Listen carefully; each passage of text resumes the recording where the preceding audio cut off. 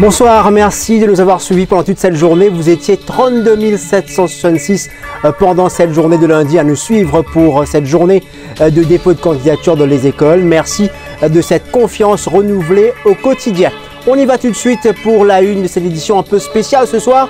Un dispositif exceptionnel que nous avons mis en place pour suivre le déroulement de cette journée de dépôt de candidature dans les 20 centres avec nos journalistes, photographes et caméramens postés un peu partout. Nous allons revenir ce soir dans cette édition spéciale sur cette journée dans les régions où il y a des leaders politiques qui ont déposé leur candidature.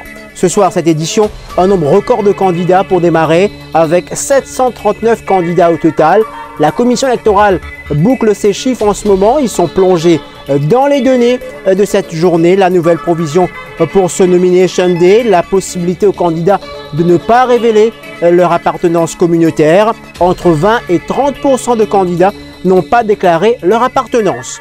Irfan Rahman, le commissaire électoral, était en direct cet après-midi avec nous. Vous nous faites le point sur la situation. La circonscription numéro 5, contenant le nombre le plus élevé de candidats, qui se chiffre à 71 candidats.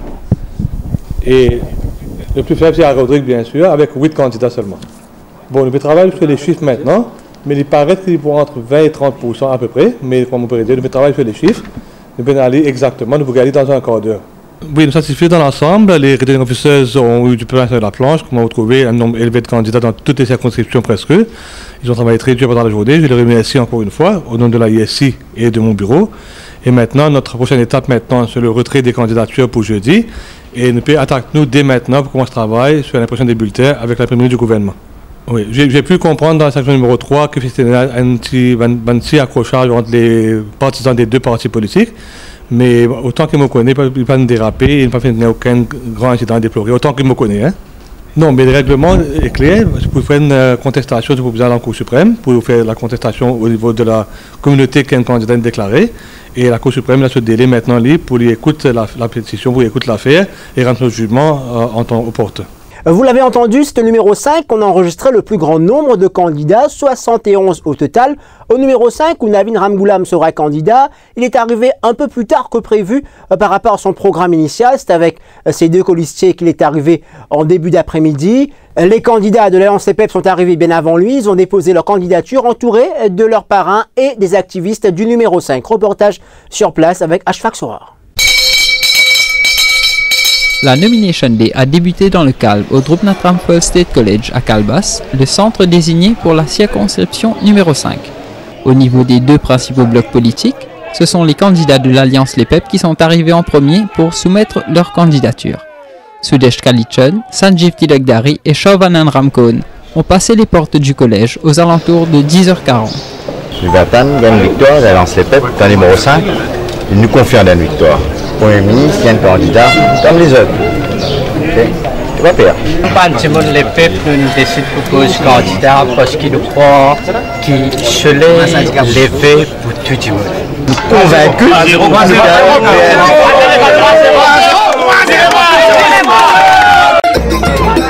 L'Alliance de l'Unité et de la Modernité était représentée par Navin Ramgoolam, Devanand Ritu et Atma Bhuma.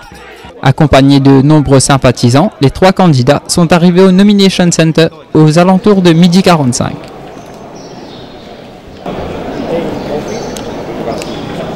Autre fait marquant de cette journée, Navin Ramgoolam était muni de son ancienne carte d'identité lors de la soumission de sa candidature. Le leader du Parti travailliste a ensuite quitté le Nomination Center accompagné de ses deux colistiers sans donner de commentaires. La circonscription numéro 5 est celle qui a reçu le plus grand nombre de candidatures. Les candidats indépendants et les petits partis étaient nombreux à s'être inscrits. Georges Le Galland, candidat pour Résistance et Alternative, s'est dit confiant d'une victoire dans cette circonscription. Je choisis le numéro 5 parce que je reste dans le numéro 5 et que je suis militant depuis presque 40 ans dans le numéro 5. Et c'est pour ça que je choisis le numéro 5. Exactement, je suis confiant pour une victoire parce que le combat qui nous peut amener, il y a un combat 10 et qu'il y a un combat qui tout le monde sort dans les mêmes. Ça rêve qu'il y ait un autre humoriste débarrassé des communales. À 15h, le son d'une cloche signalait la fin du dépôt de candidature. Au total, ce sont 71 candidats qui se sont enregistrés pour les élections du 10 décembre prochain. Ambiance électrique au numéro 5, où justement l'Alliance de l'Unité et de la Modernité a tenu son rassemblement en début de soirée. On sera au numéro 7 où la joute s'annonce palpitante. Suanero Juggnut revient après 14 ans devant l'électorat du numéro 7, 3-0. C'est ce qu'il réclame auprès des activistes. Ils étaient nombreux à ses côtés aujourd'hui. L'Alliance PTR même a enregistré ses candidats en début d'après-midi. Seul hic, c'est l'affiche de Jai Prakash Minowa. Il n'avait pas la signature de Rajesh Bhagwan, ce qui a provoqué un léger contretemps. Reportage de cette journée au numéro 7 avec Avi Gopi. Piton Rivière du Rempart a connu une effervescence inhabituelle aujourd'hui. Une profusion de couleurs. Suanero Juggnut est celui qui fait son comeback après avoir quitté la présidence. Une nouvelle campagne en challenger de Navin Rangulam. C'est entouré de Vishnu Lachminaraydu et Ravi Rotna, ses colistiers, qu'il arrive à la SSS Simandri Virasormi. Séance photo, direction la salle pour le dépôt de candidature. Les procédures complétées, c'est dans un brouhaha indescriptible qu'il s'apprête à prendre la parole. Moi, dis un grand merci Paul Béranger qui m'amène moi là, il rend un grand service à peuple là. Après, responsabilité à la population, les autres qui peuvent décider, qui peuvent faire avec nous. Mais moi, très confiant. Nous, pour nous, ici et tout, une mission pour nous payer, Suanero peut diriger l'Alliance avec une mission pour sauver nos pays.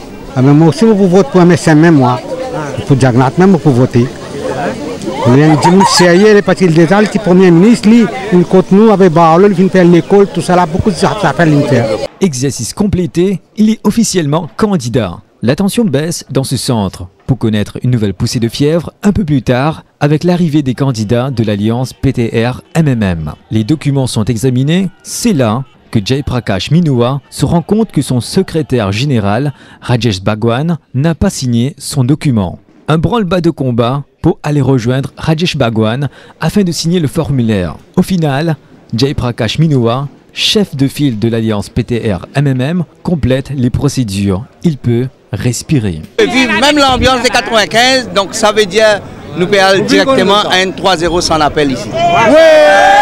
Président Fighting Spirit, Fighting Mood, et Sally Yancy. Yancy avant-coureur d'une grande victoire. 95-60, 2014-60, 60 plus 60, 120! Ça. Au numéro 7, plusieurs candidats indépendants ainsi que les partis comme Résistance et Alternative et la LIT qui ont aligné un candidat chacun à Piton Rivière du Rempart.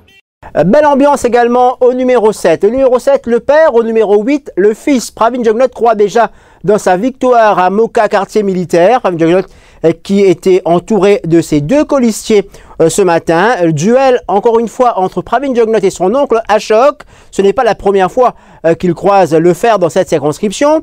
Les deux autres fois, c'est le neveu qui a remporté la joute. Cette fois, Ashok Juggnut espère remettre ça. Retour tout de suite sur cette journée à quartier militaire Moka avec Reina Virabadren et Rajmila Sitamoni. La circonscription de quartier militaire Moka verra l'affrontement entre deux Juggnut. Pravin Juggnut pour l'Alliance LEPEP et Ashok Juggnut, son oncle, candidat sous la même bannière de l'Alliance de l'Unité et de la Modernité.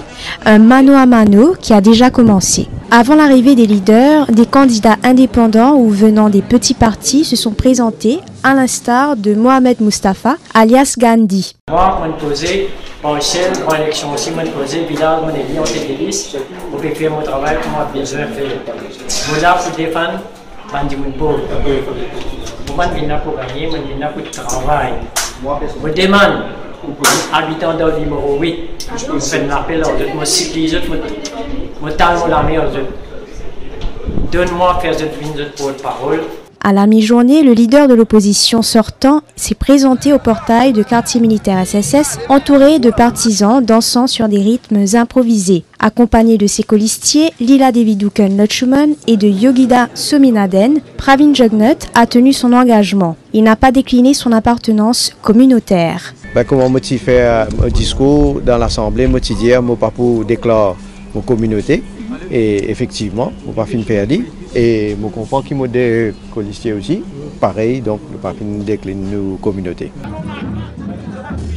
Pour leur part, les partisans de l'unité et de la modernité se sont rendus au Nomination Center aux alentours de 14 h. Contrairement aux partis adverses, les candidats ont tous décliné leur appartenance ethnique, une démarche qu'ils assument pleinement. Ashok Jugnut, confiant dans une écrasante victoire. Et qui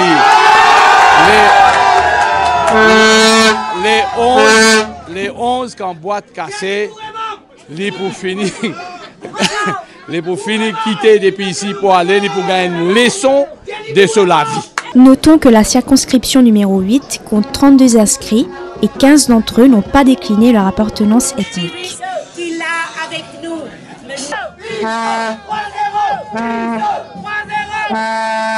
Le match dans le match, ce sera le 10 décembre. Direction tout de suite, Belle-Rose 4 bornes. Xavier-Luc Duval, autre leader, a brigué les suffrages dans cette circonscription. Il brigue les suffrages, vous le savez, pour l'Alliance Les Pep. Du côté du PTR même, Kavira Mano, Patrick Assirvaden et Nitadir Pal Singh veulent damer le pion à leurs adversaires. Reportage de cette journée de lundi où on a déposé les candidatures. Un reportage signé Prémitali Lachan, Patrice Donzelot. Parmi les deux principaux blocs, ce sont les candidats de l'Alliance de l'Unité et de la Modernité qui ont été les premiers à s'enregistrer à l'école secondaire de Sonac dans la circonscription numéro 18. Ils étaient accompagnés de nombreux partisans. Ça, qui peut arriver le 10 là, il est clair pour tout le monde dans le numéro 18 à partir de Dimokoa. C'est un raz-de-marée qui montait, un raz-de-marée qui peut nettoyer ce pays-là complètement. Or, menteur, palable. Un peu plus tard dans la journée, les candidats de l'Alliance Les Pep sont venus s'enregistrer à leur tour. Ils étaient également accompagnés par de nombreux sympathisants. Vrai enjeu de cette élection-là, c'est la deuxième République. Les honteux qui nous vont adverser peuvent cacher de ça, peuvent amener une campagne hypocrite, que refuse le débat, que ce soit sur la radio, que ce soit sur la presse ou même en public. Différents candidats ont choisi de ne pas décliner leur communauté, dont Roshni Muniram du parti Ensam, Ram Sigobin de la LIT, Kugan Parapen de Résistance et Alternative, ainsi que Kumaren Chetty et Roshi Badin de l'Alliance Les Pep. Xavier-Luc Duval et les candidats de l'Alliance Rouge-Mauve ont préféré donner leur communauté. Oui, on a tous décliné. Moi aussi. Moi aussi. Vous policiers aussi? Non, moi je n'ai pas déclaré. Moi aussi, pareil. Kumaren aussi n'a pas déclaré. C'est un choix personnel? C'est un choix personnel et on voulait être candidat pour la première fois comme nouveau venu en tant que Mauricien et on sera élu comme Mauricien. Qui résistance, c'est que l'alternative lie une politique qui combat depuis 10 ans qui peine pour déclarer une communauté et qu'aujourd'hui c'est la victoire déjà de ce combat. C'est à 15 h que les dépôts de candidature se sont terminés. J'ai à vous dire que ça s'est très bien passé. On a jusqu'à maintenant, à la fermeture, 46 candidats. On n'a pas eu de problème, ils étaient de bons enfants et ouais, tout s'est bien passé. Soulignons que le leader du parti malin, Dhanraj Singh Obilok, a quelque peu perturbé les enregistrements à 4 bornes. Il a dénoncé des difficultés dans les dépôts de candidature par procuration. Voilà une joute qui risque de provoquer des étincelles. Le numéro 19, Paul Béranger, a été parmi les premiers candidats aujourd'hui à déposer sa candidature. Il sera face à son ex-camarade de parti, Ivan Kolen-Davelou. Paul Béranger, en tout cas, et ses colistiers pensent qu'un 3-0 est déjà accessible au numéro 19. Reportage sur place signé Mélanie Valère. Nous sommes à l'école primaire de Notre-Dame-des-Victoires où depuis très tôt ce matin, une quinzaine d'officiers ont été mobilisés pour accueillir les candidats de la circonscription numéro 19, Stanley Rosil. Ici, ils sont 28 à avoir déposé leur candidature. Pierre-Christian Batour de la LIT est le premier candidat à s'être enregistré. La rue Maurice-Curé a été inondée vers 11 h lorsque les candidats de l'Alliance de l'Unité et de la Modernité sont venus au centre de dépôt de candidature en compagnie des activistes rouge-mauve. Après cet exercice, ils se sont rendus à la rue Édouard VII pour une brève déclaration. Pendant ces 15 jours-là, qui tout pour décider. Même s'il est vrai qu'ici, si tout une fini décider même, mais ça 2 semaines-là, nous travaillons planche. Jusqu'à ce grand rassemblement, la place du quai, 3 jours avant nous le voter. Donc. Quant aux candidats de l'Alliance Les Pep, c'est au rythme du Sega qu'ils ont défilé dans les rues avec leurs proches, amis et sympathisants. Après le dépôt de candidature, Ivan Kolen-Davelou était face à la presse à la rue La Reine. Nous pas pousser à la provocation. En même temps, nous, ban adversaires, peuvent adopter une tactique de provocation, de violence. je mets nous, ban camarades, en garde. Ça, une tactique, une programmée, ça. Si nous rentrons dans sa pièce là, ban là pour profiter là pour renvoyer l'élection. La présence d'autres partis n'est pas passée inaperçue. Serge Geoffrey, de Résistance et Alternative, est fier de ne pas avoir eu à déclarer son appartenance ethnique cette fois-ci. Pas d'incident à signaler, c'est ce que déclare Sophie Thuy, Returning Officer du numéro 19, qui affiche la satisfaction après cette journée. Le numéro 19 restera-t-il le fief de Paul Béranger? Réponse le 11 décembre au moment des résultats. Quelques incidents ont émaillé cette journée de dépôt de candidature. D'abord au numéro 9 où l'Alliance de l'Unité et de la Modernité était en retard sur son programme. Du coup, les deux blocs se sont croisés à l'entrée de l'école et cela a provoqué des étincelles. Regardez.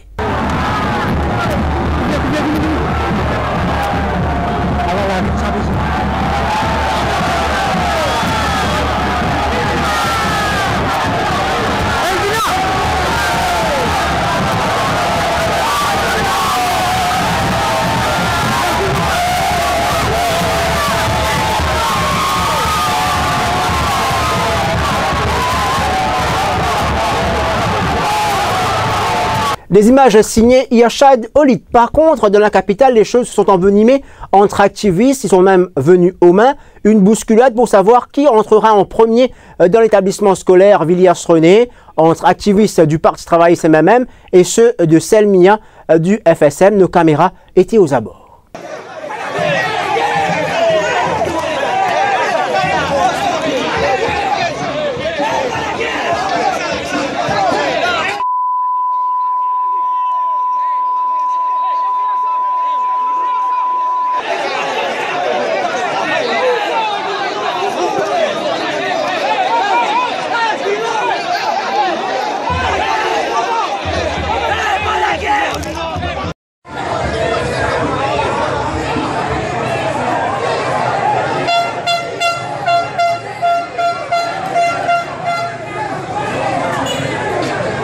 La force policière a dû intervenir pour amener l'ordre aux abords de cet établissement scolaire. À Cure-Pipe, une contestation. Jacques Pangloss, avocat de l'Alliance Les Peuples et principalement du PMSD, a voulu contester le dépôt de candidature de Michael Sequin qui avait, souvenez-vous, en 2010 déclaré son appartenance communautaire pour dire qu'il était de la population générale. Et aujourd'hui, il a inscrit sino-mauricien sur sa fiche de dépôt de candidature. Une contestation qui a été refusée par le Returning Officer. La surprise du jour, Vincent Bonoiri, candidat au numéro 2, il délaisse le numéro 12 où il a été candidat pendant de nombreuses années. Il sera aux côtés de Sidik Chedi et Osenacha comme prévu. C'est lui donc le troisième candidat. Il a fait son entrée à l'école à la mi-journée pour confirmer sa candidature. On écoute Vincent Bonoiri. D'après moi, jamais ça pays-là, qui rappelle plus longtemps que moi, je vous dis même l'affaire. Jamais ce pays-là fait une dans une situation électorale aussi floue, aussi confuse. M. Acha est un businessman, mais qui me connaît depuis, même depuis Maïbou, sur la racine là-bas. Et il fait beaucoup de travail social. Le docteur Sidik Chedi finit avec moi, je vous en rappelle, quand le docteur Navin Ramoulan, qui est dans un moment le plus difficile, le démarrage de sa carrière, après ça, qui nous dit nous sommes partie du mouvement travailliste militant et le vrai travailliste. Une journée très folklorique et très colorée en tout cas entre Monsieur Malin qui a piqué une crise, les danseurs d'Aïvan et les danseuses de Navin Ramgoulam. Cette journée vous a certainement marqué sur Télé+. Regardez. D'abord, je passe moi, vous vous battez, pas rester pas vraiment afraid, pas vraiment afraid, gagne bien, moi pas d'accord aux autres qui ne peuvent faire, discrimination, les pas bon, moi je me donne n'a qu'à prendre une état, mon attend d'arriver.